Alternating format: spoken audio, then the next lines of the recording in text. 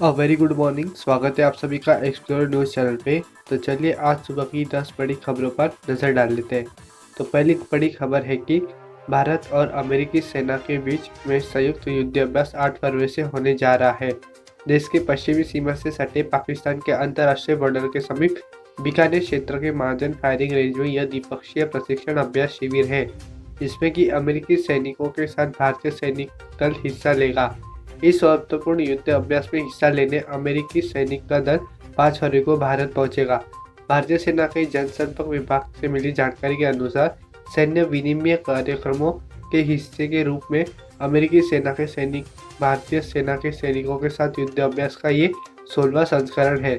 अभ्यास में भारतीय सेना का प्रतिनिधित्व सप्तशक्ति कमान की 11वीं बटालियन जम्मू और कश्मीर राइफल्स करेगी और अमेरिकी सैनिक के प्रतिनिधि मंडल का प्रतिनिधित्व 2 इन्फेंट्री बटालियन, 3 इन्फेंट्री रेजिमेंट व 2 स्ट्राइकर ब्रिगेड कॉम्बैट टीम के सैनिक द्वारा किया जाएगा। ये युद्ध अभ्यास 21 फरवरी तक चलेगा। यह संयुक्त सैन्य युद्ध अभ्यास संयुक्त राष्ट्र जनादेश के तहत काउंटर टेररिज्म संचालन पर केंद्रित है। प्रशिक्षण मुख्य रूप से समकालीन महत्व के सामयिक मुद्दों को विषय वस्तु विनिमय पर केंद्रित होगा। इस युद्ध अभ्यास का उद्देश्य 2 सेनाओं के बीच सामरिक स्तर पर अभ्यास और एक दूसरे की सर्वोत्तम प्रथाओं, सहयोग और तालमेल को बढ़ाना है। संयुक्त अभ्यास दोनों सेनाओं के बीच रक्षा सहयोग के स्तर को बढ़ाएगा, जो दोनों देशों के बीच द्विपक्षीय संबंधों को बढ़ावा देगा और भारत प्रशांत क्षेत्र में एक प्रमुख भागीदार के रूप में भारत की महत्वपूर्ण भूमिका को दोहराएगा। अमेरिकी सेना के साथ युद्ध अभ्यास वैश्विक आतंकवाद की पृष्ठभूमि में दोनों देशों द्वारा सामना की गई सुरक्षा चुनौतियों के संदर्भ में काफी महत्वपूर्ण है।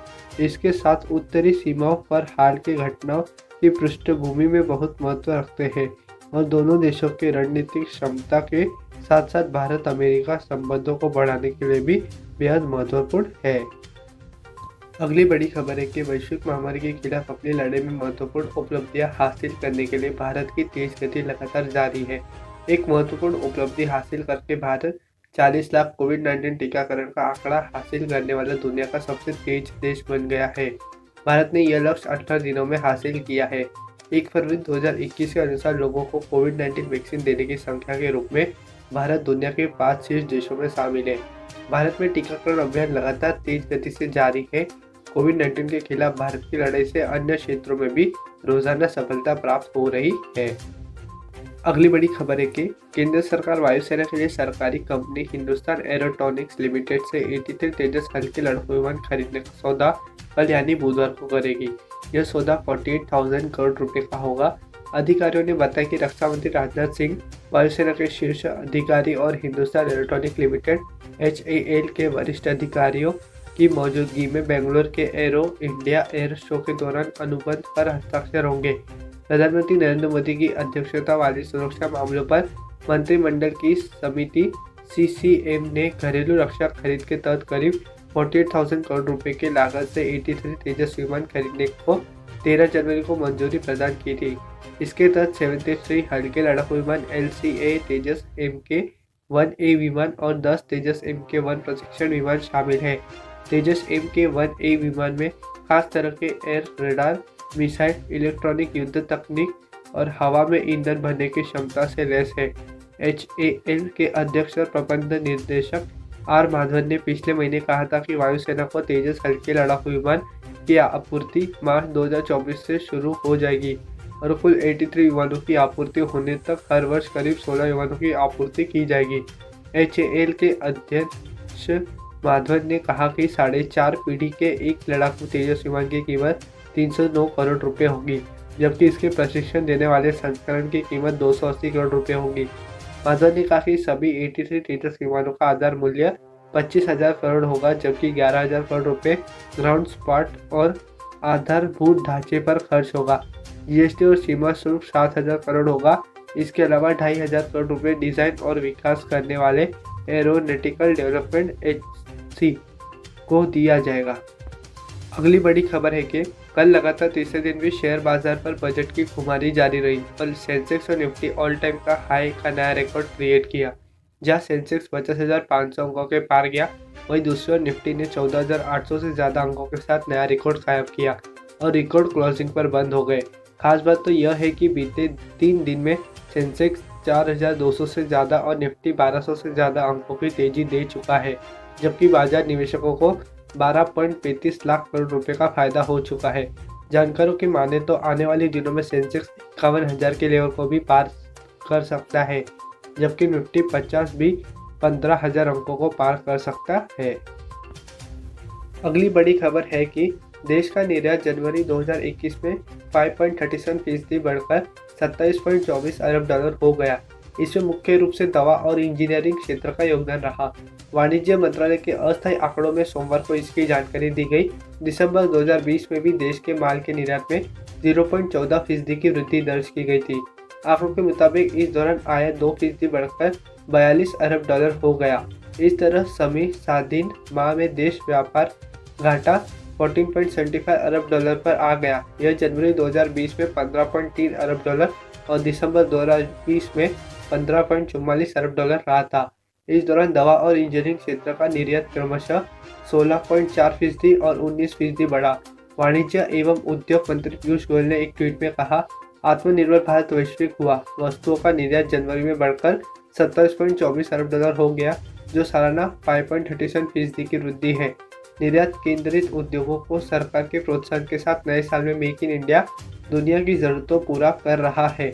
आंकड़ों के अनुसार दवा और इंजीनियरिंग के अलावा जिन अन्य क्षेत्रों में अच्छी वृद्धि दर्ज की गई, उनमें तिलहन खली 253%, लोहा अयस्क 108.66%, तंबाकू 26.18%, चावल 25.86%, फल एवं सब्जियां 24%, कालीन 23.69%, हस्तशिल्प 21.92%, मसाले 20.35%, सिरेमिक उत्पाद व कांच के बने पदार्थ 19%, चाय 13.35%, काजू 11.82%, प्लास्टिक 10.42% और रसायन 2.54% शामिल है।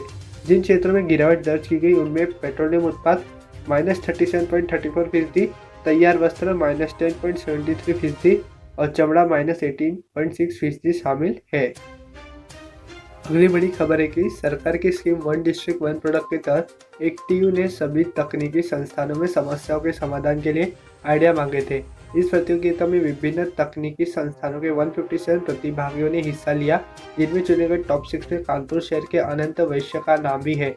Anant doctor Ambedkar institute of technology for handicap college में बीटेक द्वितीय वर्ष के छात्र हैं। आनंद ने बताया कि उसे लगा कि गुड़ का उत्पादन करने वाले किसानों को उनकी लागत का सही मूल्य नहीं मिल पाता है।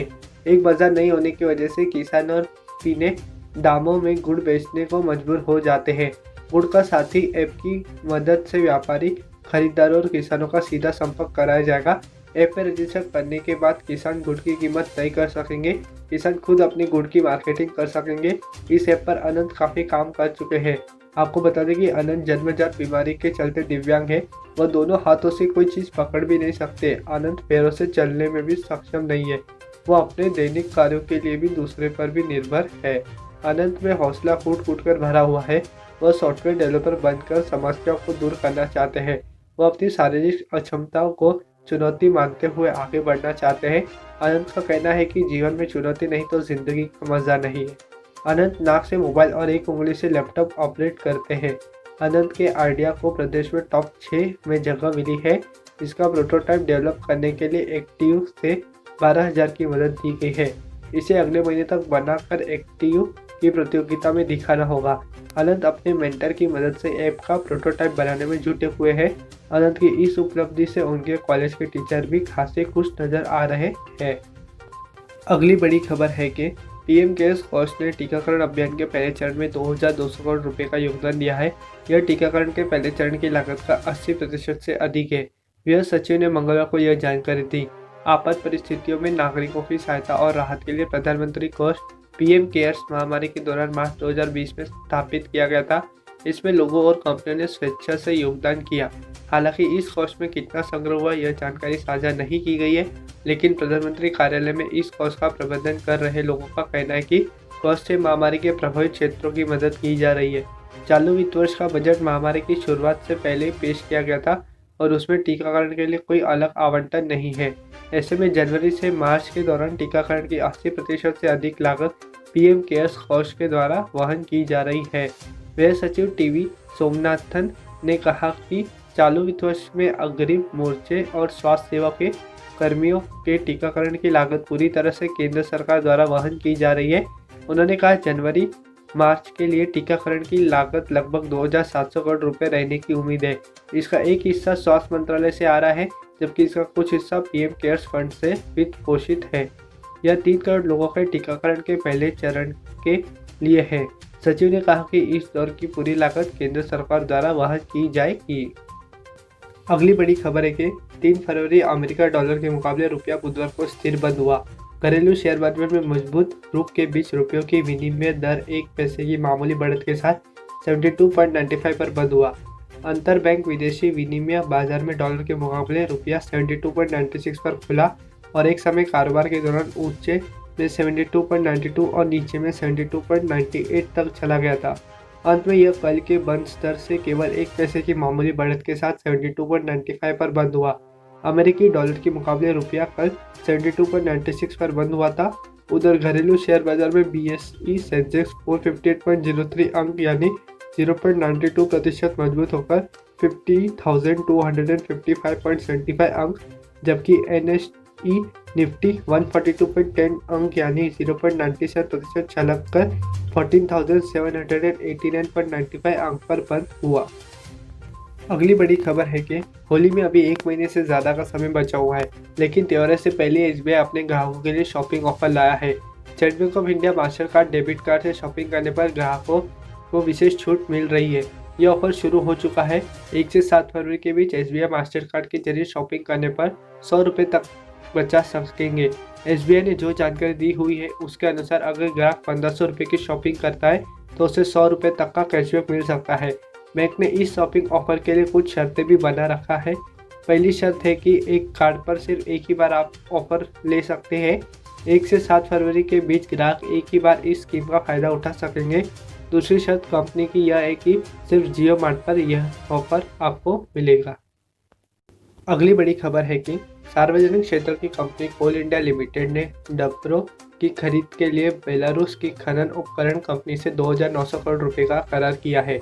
कोल इंडिया ने बुधवार को बयान में कहा कि करार के तहत वह 240 टन क्षमता के 96 डंपर खरीदेगी।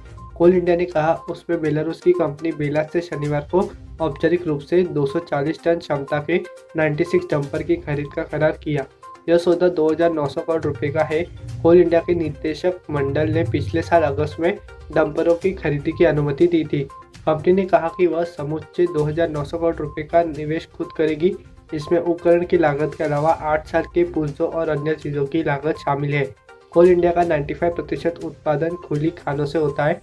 खानों के पास अतिरिक्त कोयले को डंप यार्ड में पहुंचाने के लिए अधिक क्षमता के डंपर जरूरी है। तो इसी के साथ आज सुबह की हमारी 10 बड़ी खबरें समाप्त होती है। अगर वीडियो पसंद आया हो लाइक कीजिए, शेयर कीजिए, सब्सक्राइब कीजिए और बेल आइकन दबाइए तो रोज़ाना आपको हमारी तरफ से नियमित अपडेट्स मिलते रहे। आपका हमसे जुड़ने के लिए तहे दिल से बहुत बहुत धन्यवाद।